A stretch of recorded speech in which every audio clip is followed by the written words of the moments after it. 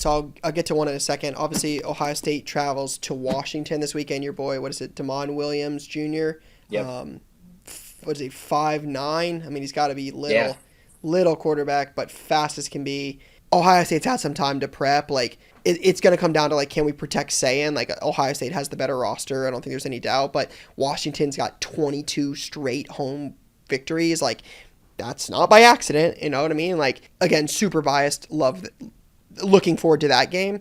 But I would be lying if I told you the most intriguing game of the weekend for me is not Penn State and Oregon. This game has so much riding on it.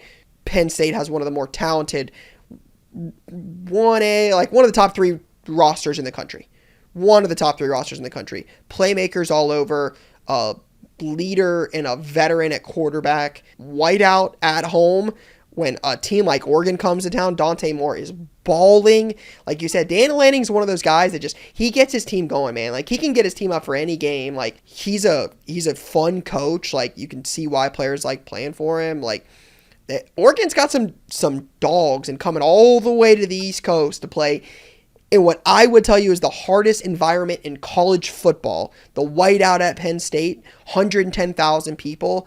That's a game. Like James Franklin does not win big games. He doesn't. Like you can argue with a wall. Look it up. James Franklin doesn't win big games. The guy rarely wins top 10 matchups. I'm gonna pull the number up so I can share it because I don't have it in front of me. But it's like 1 in a million. He doesn't win big games. Best roster at home. The whiteout game versus a really good Oregon team. Man, this is gonna be a game. So Yeah. Yeah, for sure.